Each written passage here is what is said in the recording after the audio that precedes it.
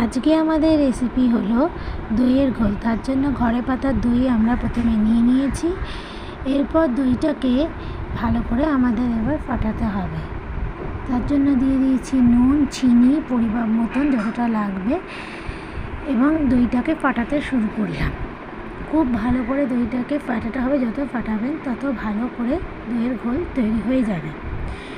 এরপর আমরা একটু ঠান্ডা জল দিয়ে দেবো, কারণ আইস কিউব থাকলে আইস কিউব দেবেন, ঠান্ডা জল দিলেও ভালো হবে, কোনো অসুবিধা নেই। সেটাকে আরও বেশি করে ফাটিয়ে নেবেন।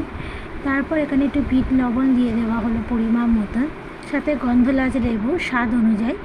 গন্ধরাজ লেবু দিলে একটু খেতে ভালো লাগে, সেন্টটা ভালো হয়। আবারও দইটাকে ভালো করে জলের সঙ্গে ফাটিয়ে নিতে হবে। এরপর গ্লাসে গ্লাসে সেটাকে সার্ভ করা হলো। সার্ভ করে তারপরে একটু উপর থেকে চাট মশলা সরিয়ে দিলে আরও বেশি